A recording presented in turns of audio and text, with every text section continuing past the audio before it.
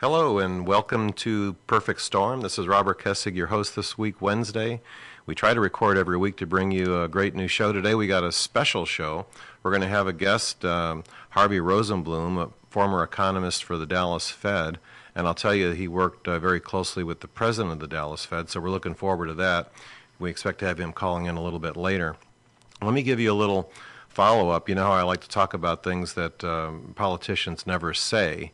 Well, last week we talked about the UT Regent Wallace Hall and how he had found some, shall we say, irregularities in the admissions process, and how some state legislatures appeared to be taking advantage of their position so that they could get students admitted to the university, both at the undergraduate level and UT Law School.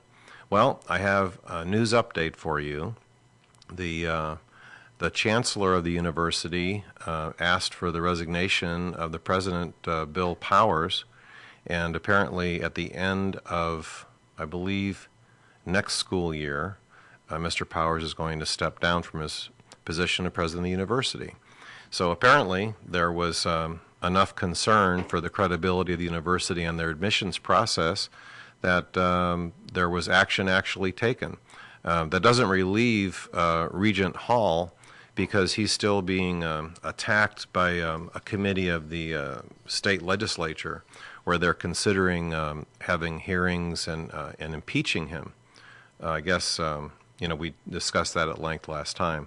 But I just wanted to make one more comment about this that I thought was really interesting. You would think with such a high-profile position, president of the University of Texas, being asked to step down, being involved in some possible improprieties, I should say, in the admissions process, and you would think that that would be the end of it. But no, not when they're political appointees, because it's already been announced that Mr. Bill Powers will be teaching at the UT Law School. So this is the kind of punishment that you get in the political world. And of course we see this kind of thing time and time again. I think we've already heard about Eric Cantor as tinkering around with $1 million offers to be a lobbyist in Washington after losing his U.S. House seat. That's the latest that's going on there. It's kind of a one-way street, apparently, for people in elected office, where they only get more benefits and more benefits as they go on, regardless of their behavior or regardless of what kind of wrongdoing might be found. So anyway, I was going to say, I'm sure people that watch the show know that I love economics. I'm kind of a self-taught economics guy. I was an engineering student in college at Arizona State, but ever since I read Milton Friedman's book in 1980, I guess it was 1978, Free to Choose, I was really turned on to economics. I just love this subject, love to talk about it, and then that turned into a career in the investment world, in the stock market. Certainly something we need to know about. And also, many of you that may know me know that I've talked about the cause of this great financial crisis we've been in for a number of years, and the most important thing about that to me is what really happened. And I don't think enough has been said so far about what the cause was. Now, there was a commission set up to determine what the cause for this financial crisis, and of course they found that there wasn't enough regulation. So they created this Dodd-Frank legislation to create more regulation. Of course, that's what bureaucrats do. Bureaucrats make bureaucracies larger, and when you make bureaucracies larger, then you make everything worse. But of course, bureaucrats, the only thing that they make it better if we have more regulation. So we're going to talk about a number of items. We got a few visual aids we're going to put up and speak to Mr. Rosenblum about. I look forward to him calling in a little bit. I was going to say, in regard to the housing crisis, I hope to get to the last part, which is the huge buildup that we had in home ownership. There was a spectacular increase in the percentage of households that own their own home. And this was actually an objective of Congress. And that's how I'm going to approach our discussion today, is how Congress sets the rules, and then everything else has to abide by it. And that's really where we get into trouble. Congress changes the rules all the time, and we call them laws, and then we all have to abide by them. And I think that there isn't enough made of the consequences of these rules, and when you see the kind of, look at the carnage that we've seen, home prices dropping by as much as 60-some% in the Las Vegas area, 40 and 50% in Florida, California, Arizona. Those kinds of price drops are devastating for everybody. They're devastating for the homeowner, they're devastating for the lender, and of course to the whole community, because all of those homes go into foreclosure, all those payments aren't made, and then what's the after effect of that? Well, we've seen the big competition between Best Buy and Circuit City. Circuit City is gone. All those stores closed. Between, say, Bed Bath & Beyond and Linens and Things gone, completely gone. And Best Buy has shrunk, and so has, what did I just say? Bed Bath & Beyond. Both of those have shrunk drastically. I remember during this whole bubble period and all this home building, Lowe's, for instance, was adding 350 new Lowe's stores per year. 350 Lowe's stores. I'm not talking about a shoe store. I'm talking about a Lowe's store. They were putting up in all these areas where all these new homes were being built. So this is some of the stuff we're going to talk about, because it really is the thing that probably bothers me the most, is we hear so little about the cause of such a drastic financial disaster that so many people are feeling today. You know, the stock market had a huge drop in 2008, 2009. The GDP shrank in the first quarter of 2009 by 5.5%. That's a spectacular decline. And it's those kinds of impacts that you just can't step over and just forget about. So we're going to talk about that today with an economics professional. So he's on now. All right, let me, I believe we have him on the line. Let me introduce, today we're having on Harvey Rosenblum. Dr. Harvey Rosenblum is professor of financial economics in the Cox School of Business at SMU, where he has taught since 1986. On November 1st of 2013, Mr. Rosenblum retired from the Federal Reserve Bank of Dallas as Executive Vice President and Director of Research. He continues to be a regular contributor to the Dallas Fed's publications, Economic Letter, and staff papers. So is Harvey there? Harvey, are you there? I'm here. Good afternoon, Bob. Hi, Harvey. Nice to have you on. Thanks for taking the time to visit with us. So I just kind of gave a little brief overview to the listeners about what we're going to talk about today, and I'll just kind of reiterate to you that I don't think enough has been said about the events leading up to about this financial crisis. And considering that the stock market where I live, I've been working in the stock market for 34 years, really cratered in 2008, 2009. And here we are, what would that be? We're already 6 years into this, that there hasn't been very much discussed about it. I know there was a committee that talked about it, but I don't think the committee did anything more than say, well, the banks are bad guys and we need more regulation. So why don't I start off by throwing up this first visual aid for the viewers so they can see this chart on the velocity of money. And I just was going to start off by asking you to maybe just talk to what that is in general. I've mentioned it before on this show, so I'll just have it come from you, a trained economist. Well, velocity of money is not something that gets looked at much these days as it used to. There's an echo in my thoughts. Are you hearing an echo? No, it's coming in fine. Go ahead. Okay, I just want to be sure. So what the velocity of money is it's just simply dividing one number by another. In the numerator is nominal GDP, the amount of things we produce and sell each year in the United States at cash register prices. So we can think of it as cash register receipts across millions of businesses per year. Mm-hmm. So that's what's in the numerator. What's in the denominator is one measure of the money supply. The Fed only uses two of them these days, and the broader measure, which includes currency, checking accounts, and saving accounts. So what you have is GDP divided by the money supply. Some people think of that as how often a dollar turns over per year. That's one way of thinking of it. I also sometimes think of it as the productivity of our nation's money supply.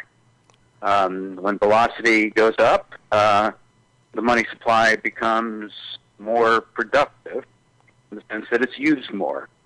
So when credit cards became widely available, people started using credit and were able to use less day-to-day cash balances, and velocity rose. So that was an increase in the productivity of money. But there's no magic to what velocity is. And let me add one other thing. It is not by any means within the scope of control of the Federal Reserve. So it's not like the Federal Reserve can just push some policy instrument lever and say, oh, we want the velocity to grow, or we want it to shrink, and something like that is going to happen. So it's just simply dividing one number by another number, and when velocity falls sharply, what economists often say is the public demands to hold more money balances for any amount of production going on in the economy. Why might they want to hold more money balances? What might cause velocity to fall? Well, when people suddenly say, gee, there might be a Great Depression coming, I better hold on to lots of money balances because I may lose my job, other things could happen, people's demand for holding idle money balances, not to spend, just to basically hold it idle, goes up, and that causes a fall in velocity. Federal Reserve, from everything they say, has been working days and nights ever since the beginning of the financial crisis to try to get the numerator in that relationship fast. But as I said, there's no simple instrument that the Fed has that will make nominal GDP suddenly grow faster, suddenly make inflation start racing ahead, when we're living in a world where everybody is hearing deflation, or get businesses to start increasing more output, hiring more people. That's going to get the real GDP part of that nominal GDP to grow faster. The Fed has been trying without much luck. So velocity continues to decline over the last several years. But I think the other thing that's interesting to note is velocity started declining even before 2000. So it's not just a byproduct of the Great Recession that we've been through. This change in velocity began in the 1990s. Right. I was going to say, in looking at this chart, I see a range that it fluctuated between for a long period of time, because this goes all the way back to 1913 or so on this chart. And of course, folks, we're looking at the thinner line, not the more defined line on this chart that you might be looking at on the video. And it kind of ranged between this level of 1.5, 1.75 for most of that time. But the thing that stands out to me, Harvey, is 1992. In all the things we're going to look at today, 1992 was a pretty noticeable, somewhere around their turning point. In the case of the velocity didn't turn down in that time frame. Right around that time frame is when it drastically turned up and went clear out of that range. So we're talking about 1913 to 1993. That's 80-year period. It pretty much was in a range excluding the Depression period where it got very, very low. And so here now we go out of the top side to a level way over 2.0, which in this people say this isn't anything, but it's a huge anomaly. This is way out to the top side, and what happened in 1992 was the affordable housing and the mandatory purchasing of subprime loans orchestrated by the Congress. And at that time, they were required, I believe, to purchase, of their new purchases, to make 30% of their purchases subprime loans. And to me, that's a pretty noticeable thing, that the velocity goes off the radar to the top. And of course, as we know in the real world, when things get askew to the upside, we tend to have a pretty negative downside. And so we've gone from those extremely high levels to to almost pointing straight down. Let's go and jump to the next one, and this is kind of my favorite chart of all, Harvey. U.S. private and public debt as a percentage of GDP. The first time I saw this, it just again jumped out at me, and I immediately went to look and see where 1992 was. So I kind of marked it on this chart, the affordable housing. Forcing the purchase by government-sponsored entities to purchase a certain number of their mortgage purchases were going to be subprime loans. And of course, when we look at the 1930 spike, the first thing I wanted to talk to about that was that it's obvious that there was a tremendous amount of increase in leverage in that Great Depression period, and it sticks out way above going all the way back to 1870 to 1925 or 26, 27, and it goes up to, what is that, over 200, and I guess it's around 290% or more of GDP. Yeah, when you first sent me that chart, I wondered about that peak in the 1930s. It doesn't correspond to any other chart I've ever seen of this stuff. But anyway. So what if we were to relabel that chart, just substituting the word assets for debt? Say that again, please. What if we were to relabel that chart, and instead of calling it U.S. private and public debt as a percent of GDP, we would call it U.S. private and public assets? Okay. As a percent of GDP. After all, one person's debt is somebody else's asset. Right. There's got to be some kind of contractual promise to pay that becomes a bond or something like that for some asset holder. Sure. So what we've seen is an explosion of debt and assets. Not just, you're looking at it in the United States, but similar things have gone on in many other countries, so it's just not unique to the United States. We've seen the democratization of the capital markets in the last 30 or 40 years. So debt is much more widely available to people and companies in ways that it wasn't before.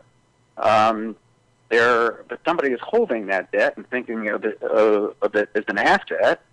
And I know your point is the government has pointed a gun or something like that at the head of some people, said you are going to lend into this market, therefore you're going to create assets and debt in these markets.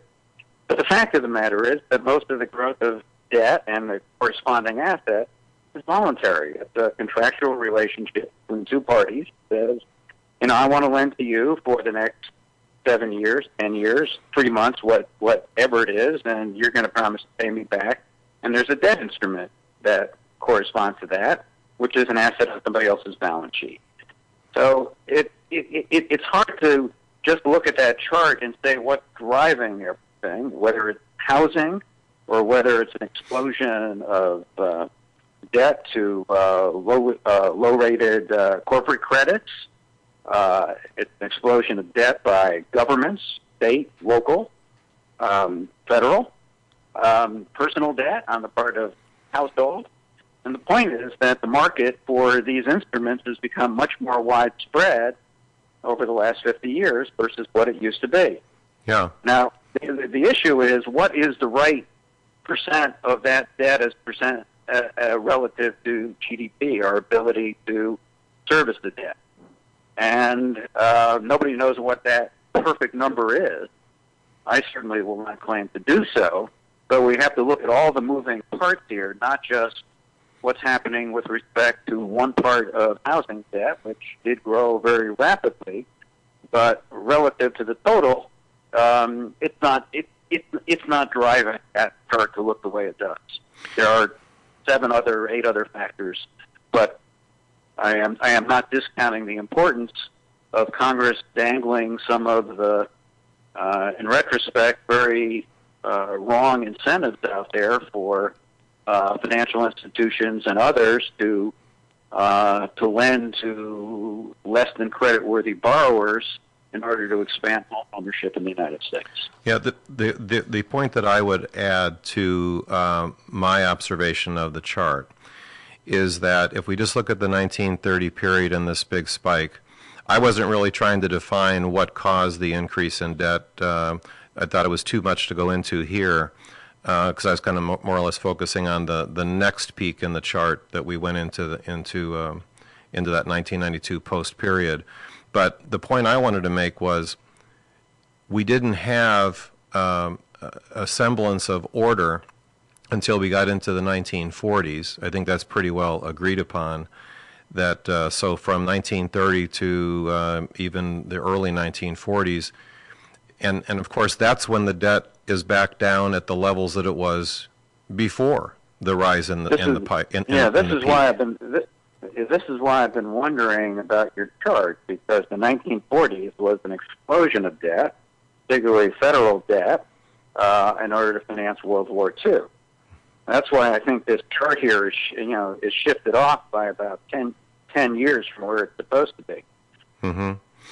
And of course, during the war, private entities were having trouble borrowing because the government was borrowing as much as it could, and basically forcing people to save in order to finance the war effort. So, from my perspective, that peak that you say occurred in the 1930s probably peaked around 1945, because there was virtually no private debt growth during World War II, except insofar as the government was financing companies so that they could build war materials. But of course, the ultimate borrowing there was by the government from the public and from the banking sector, so that they could finance the war effort. I'm not sure that the chart peaks in the right year. Yeah. Well, aside from that, we then go all the way into the 1980s at a much more modest, typical, what looks like a historically typical level. That's all. I'm just talking about general levels, and not being that precise about the years, but it looks like a normal kind of level, depending on total debt for the whole economy to GDP, is in this 140, 150, 160, 170, 180, anywhere in there was more normalized. And now we've gone to this point where it's indisputable that we're over 300% total debt to GDP, and we see the launching pad is what I labeled on there, that affordable housing of 1992 is when the whole upturn that we took off from took us there. And of course, mortgages are the largest amount of money that an individual person is going to ever borrow in their life, unless they're Donald Trump or some other kind of real estate developer or multi-millionaire.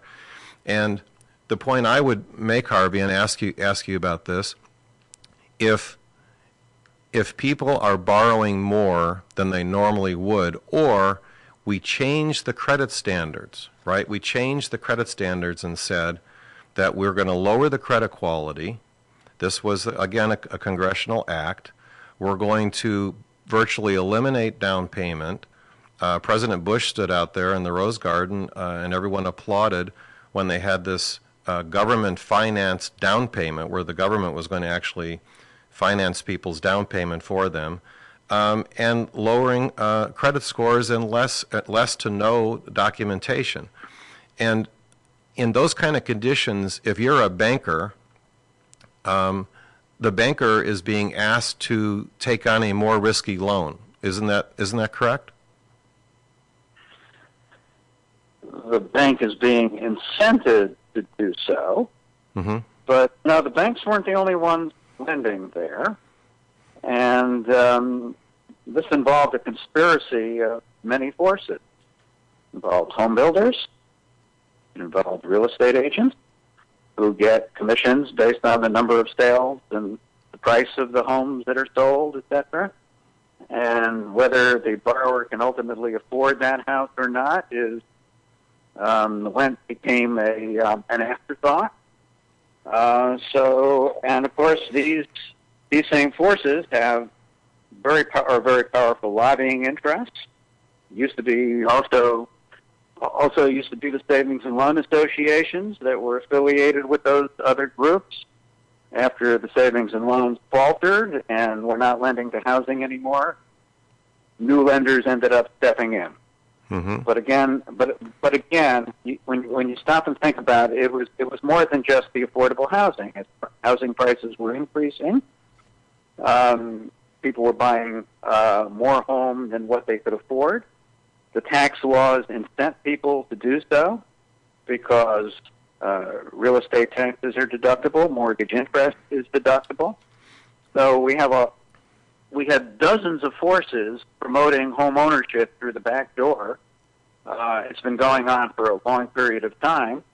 What got added on in the 1990s is lending to incentives to lend to people who might not otherwise have been in the market for homes, and incenting the lenders, in some cases by regulatory requirements, to do more of that kind of lending. But the machine that got going went well beyond what the Community Reinvestment Act required. Yeah, I mean, there was something Just that I remember, read. mortgage brokers were making mortgages left and right. Underwriters were underwriting those mortgages and packaging them up into securities without ever doing a drive-by to see if the house were there. And I can go on and on and on with all the flagrant practices that were going on because there was money to be made. Some of it was government incentives. Some of it was perverse private sector incentives to make mortgages, package them up, sell them to anybody who would buy them in very, very complex securities, combining them with corporate debt when it became CLOs and CDOs. So those are factors that go well beyond some of the things that you've been talking about. But I will admit at the outset that some of the things that the government did in creating those incentives to make more mortgages to get the home ownership rate up above 65%, set in train a number of forces that the market reacted to and saw profitable opportunities. Yeah, I was going to say. People said, "Oh, I want to hold this. This is just another asset class. I don't want to hold just stocks. I don't want to hold just bonds. But mortgages get me into a new sector." And that was sold, and trillions of those loans were packaged up. I was going to say, over the years, I've made money in bank stocks, and of course, I've lost money in bank stocks. But I spent some time analyzing banks over the years, and one of the things that I found really kind of hilarious was the talk by even Franklin Raines, who headed the Fannie Mae at a certain point in time, and I saw his testimony that, I'm not just picking on him, I'm just saying I just think it's an outrageous comment by somebody in that position, that mortgages just don't default. People pay their mortgages, they just don't default. This is what he said in front of all this stuff. I know from owning bank stocks that if the non-accrual loans are somewhere around 1%, maybe a little over 1% of their total loans are non-accrual, it's okay. Usually they're under 1%, sometimes a little over 1%, but when they get up to around 2%, you've got a bank that has a lot of not so good loans, and it starts to get into a rough territory. It's a fine line. But I'm going to go back to the 92 Act. Let me just read this to you. The 1992 Affordable Housing Goals required that of all mortgages Fannie and Freddie bought in any year, at least 30% had to be loans made to borrowers who were at or below the median income in the places where they lived. Over succeeding years, HUD increased this requirement first to 42% in 95, to 50% in 2000, and finally to 55% in 2007. Now, I would argue that what we're both talking about here are two different things. This is, to me, is the cause, and the resultant poor stuff by appraisers and mortgage brokers and packaging of securities and all that kind of stuff was a result. But when you force lending with lower and lower credit standards, you are not going to have a 2% non-accrual loan rate in banks. And the other thing is, we agree. We agree on this. But let me just add one thing. The bank, small banks hold loans to maturity. Big banks make loans, package them up, and sell them. Originate the loans to distribute them. Right. So they're under a different set of incentives when it comes to lending, because they are not going to be holding the bag when the borrower stops making their payments. Right. So we're dealing with two different phenomenon here, and a different set of practices for the giant financial institutions versus the smaller financial institutions. Right. So community banks behave differently than the super big, otherwise known as too big to fail banks. Too big to fail banks. Now, I just want to throw this in real quick. Let me see. How am I doing on time, Josh? Okay, let's see. I'm trying to keep track of my time, manage it. Okay, I just want to say something about regulation, too, because it really irks me, Harvey, when I hear the pundits on television. We all see it. And then we hear the politicians talking about there's this lack of regulation. We have, in my mind, a lot of regulation in banking. In banking in general, we have, let me see if I have them all here. We have the Federal Reserve, of course, probably the major player in it. We have the FDIC. We have the Office of Comptroller of the Currency. We have the Office of Thrift Supervision. We have the SEC, which doesn't exist anymore. The last one. The OTS is gone now. That one's gone. Yeah. Okay. And the FSLIC is that one gone too now? That's gone too. Yeah, because we wiped out the SNLs already from another banking crisis. But I'm just saying, for people to talk about that there's a lack of regulation and we have to come out with a new Barney Frank Dodd bill that comes up with all sorts of other entanglements and so forth, is denying this 92 Act. It's acting as if they didn't do anything, and now here we are left with the ashes. Like I said, 6 years later, we're left with the ashes of this misbehavior, and we have all these regulatory bodies. And why don't you speak to the regulatory burden when they change the rules? Well, there's no shortage of bank regulation. I think we will agree on that. Counting the number of regulators doesn't really get to the issue. Are the regulations on the books being enforced? Are they effective? Do they set the right incentives? And are they going to be followed? And so there's plenty of bank regulation. We agree. The Dodd-Frank Act was passed in 2010, adding another morass of regulations on top of the old one. The Dodd-Frank Act was, in my version, 849 pages. There's longer versions out there. So far, the regulators, just to implement one half of the Dodd-Frank Act, have written 14,000 pages of regulations. Let me repeat that number, 14,000 pages of regulations. Yes. And they're halfway along, less than halfway along, on implementing the Dodd-Frank. So there's something wrong with that picture. It's fighting complexity in banking by adding new complexities and regulations. Yeah. It cannot work. Nobody understands the regulations, and therefore nobody can follow them. Nobody can enforce the regulations if they don't understand them either. So what's needed really is a few basic, simple regulations. You know, when you think of the regulations we have for driving on the road, speed limit, don't drive while drunk, and I can probably list half a dozen other basic, simple things that everybody can follow. Yeah. Come to a sign, you stop at a red light. Okay? Yeah, Harvey, I want to go to my last chart. That's not the way it works. Yeah, I want to go to my last chart here, the U.S. home ownership rate.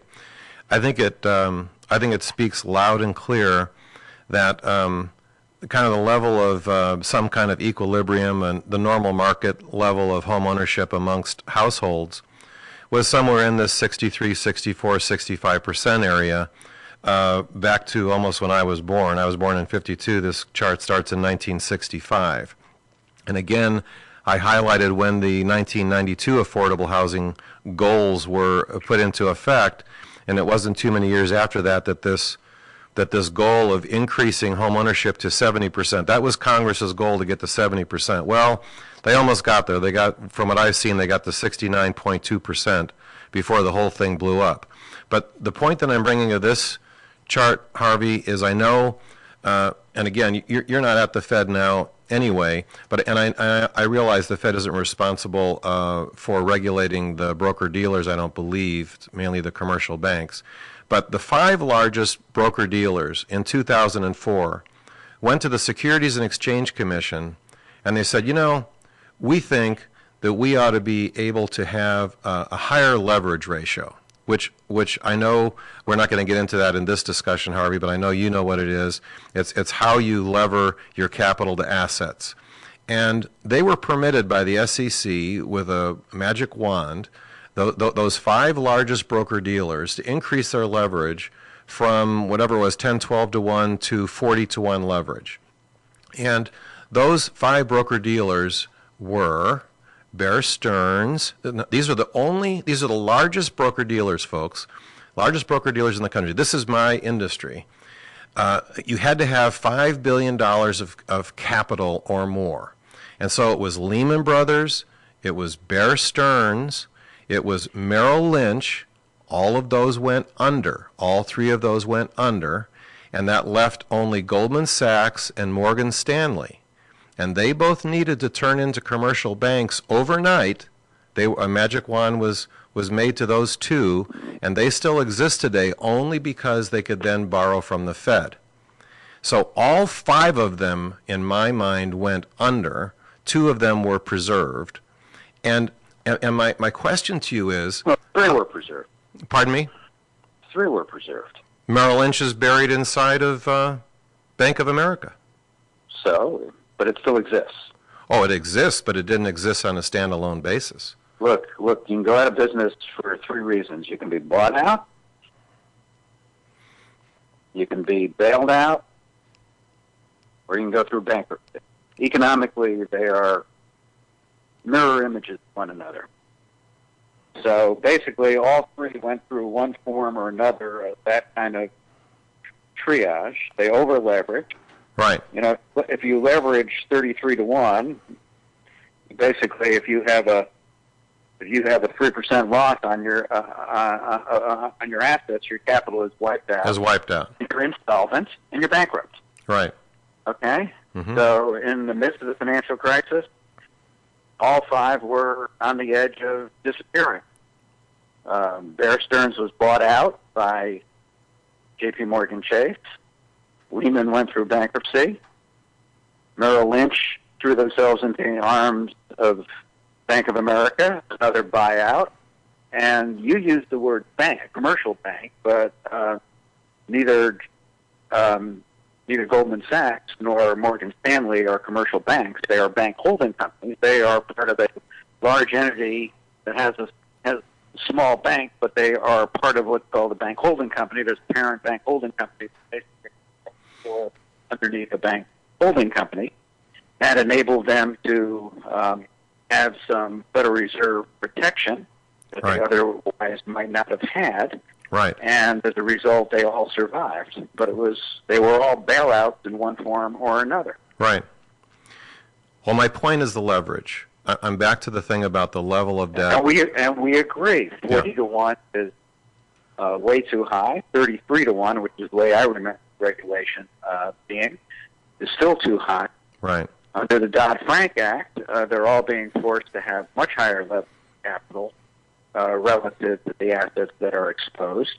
But they're still allowed to play games on how they measure that capital relative to how they measure assets.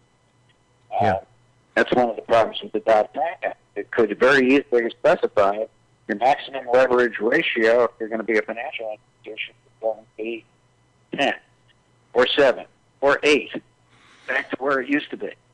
Yeah, but that's the thing that startles me. Of course, that wasn't going to pass Congress, and the regulators just don't seem to want to go to a simple, straightforward leverage ratio that everybody can understand and very difficult to avoid. And as a result, 6 years after the crisis, we still don't have capital ratios probably where they should be. Right. That is still too much leverage in the system. There's still too much leverage in the system. I was going to say that the other side of this mountain of increase in home ownership rate shows it takes us up, looks to about halfway to 2012 at the end of that chart. So those people who are looking at the end of that and see that it's come down quite a bit, you see it's heading down, just starting to get into that zone that I was talking about, somewhere 63 to 65% of home ownership seems to be kind of the normal course for this country's history, and we're just edging to that point now. So we're still at the high end. Wouldn't you say that we're going to have just like you just said, less leverage in the system before we really get ourselves back to where we're on our feet again and the economy can go without the big nipple of the Federal Reserve's money printing machine? Well, look, that's a long, slow adjustment process. You don't just wave a magic wand and make leverage ratios go from 25 to 1, 10 to 1. Somebody has to literally go out and raise new capital in order to do that, or to sell off assets in order to do that, and then use those asset sales to bolster one's capital account. That's not something a lot of businesses want to do. They're incented by the tax laws to raise their debt level, not to raise their equity level. Mm-hmm. So these are market forces at work, but it's also our tax code at work. I was going to say, given the fact that we are 6 years into this and we still have over leverage in the system, wouldn't we be better off if we weren't trying to prop up asset prices in general, trying to force things to happen sooner rather than... Who's the we? Who's the we? I don't know. I don't prop up the prices. Well, you know, every asset that has a buyer, has a willing buyer and willing seller agreeing on a price. That's where the price is set. And if the demand for assets is growing relative to the supply, the prices are going to go up. Yeah. Isn't that what's happening in various markets these days? Yeah, I'm looking at... Is there a rebound in the housing market and the stock market, et cetera? Yeah, I'm just saying that the prices came down, but there was certainly policy put in, I think, to try to keep the prices from coming down further and kind of abort the decline. And let's go back to the fall of 2008 and spring of 2009, when it looked like we were going to fall over the edge into a potential Great Depression, when everybody was trying to sell assets and there was a real shortage of anybody on the buy side. You know, that thing could have continued going the way it would have, and prices would have continued to fall and fall and fall. But when everybody's trying to sell and there are no buyers, prices end up going toward zero, and asset values get wiped out. And you have a wave of bankruptcies, you have falling prices, you have deflation, you have continued deleveraging, which is very difficult to continue when all you have is sellers and no buyers, and you have a Great Depression. Mm-hmm. I don't think we want that. I don't think we wanted that as the alternative. So if various parts of the government ended up saying, oh, if everybody, if private sector is only going to be on the sell side in this period, prices are going to fall to ridiculously low fire sale levels, unless somebody takes the buy side. And the only one who could do it was the Federal Reserve, because that's what central banks do. Central banks were created that when there is a fire sale of assets, they're going to lend against good collateral so that fire sale ends, prices stop falling, and you get to some stability where you can form a base on which eventually some expansion can take place. That's what central banks were created for. That's what makes central banks like the Federal Reserve or the Bank of England unique from other organizations in the economy. They have the ability to lend on good collateral and basically create money out of thin air in order to do so. If we look at the fact that 6 years into it, we're still over-levered in the system, what's the solution for that? How is that going to unwind the over-leverage? Well, I can't see around corners, but as I stop and think about it, we have way too much leverage. As an economy, we are trying to make the adjustment to less leverage, but it's a very painful adjustment. Put the other one back up, the last one. It's not easy to do. Yeah.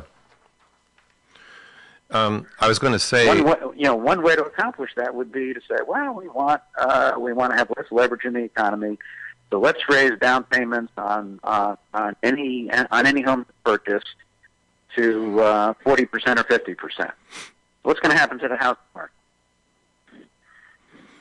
yeah, it's going to find itself. To me, it's going to find itself at 63, 64, 65% of households owning homes, people having to put 10% or more down. And it's going to find itself in its natural state once. Wait a minute. There is no natural state. We have government policy in the 1940s and 1950s that have favored investment in housing. Okay, we have tax laws, we have whole industries created to push housing forward. There's nothing natural about the rate of home ownership. Doesn't it look like it to you? I was going to say, I'm looking at this chart. I'm sorry, I didn't mean to talk over you. Looking at the home ownership rate chart, doesn't it seem like the history of the country is somewhere in that kind of a range?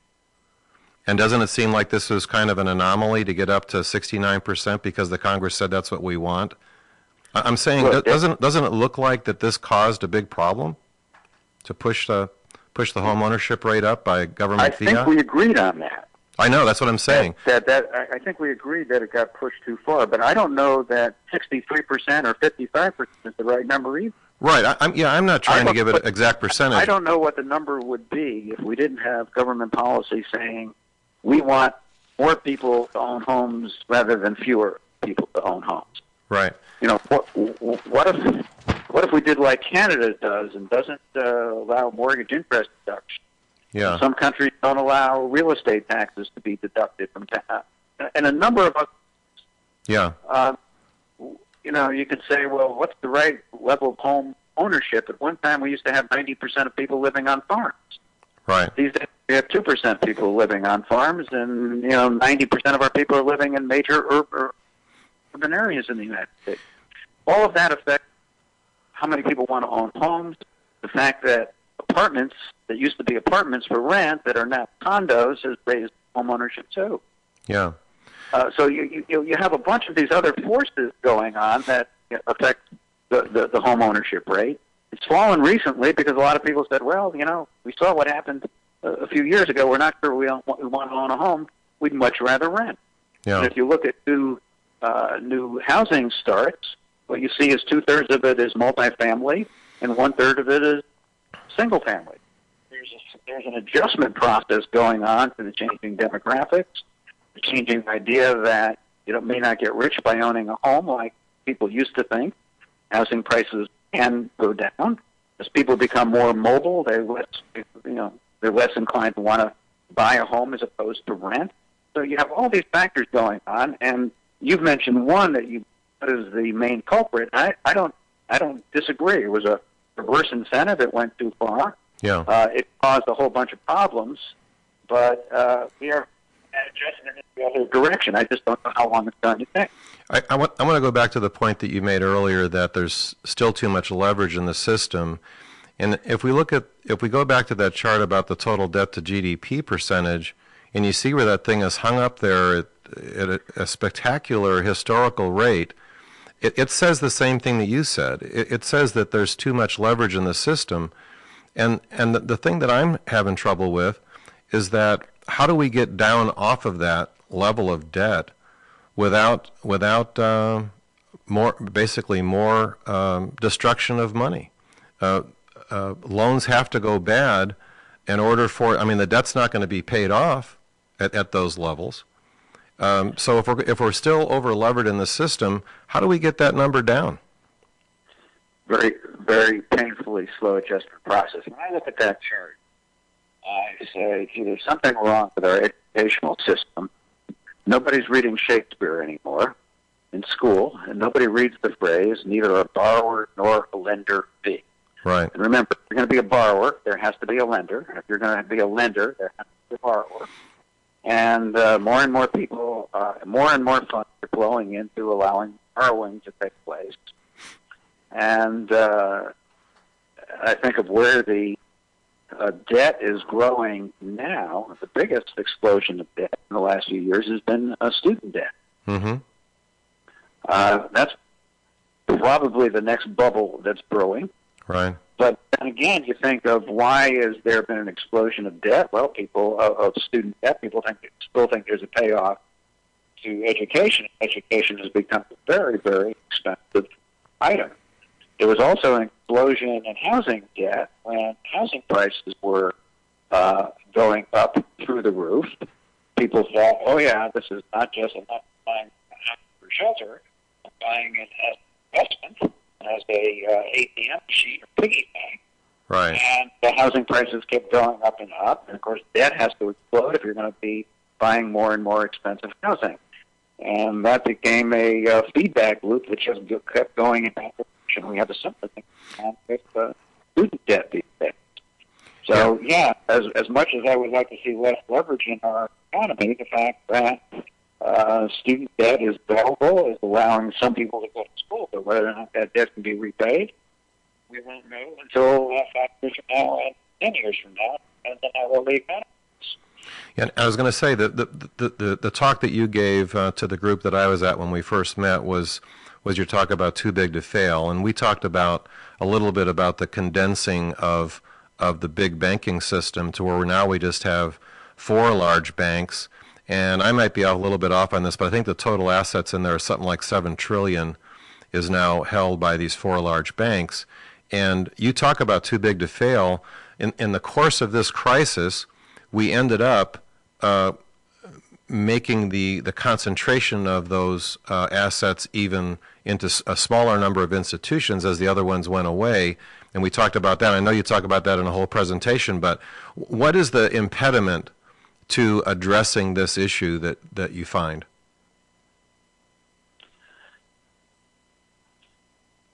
Well, the impediment is nobody in Congress wants to really address it. They want to say they did with the Dodd-Frank Act. Mm-hmm. The Dodd-Frank Act was labeled an act to end too big to fail.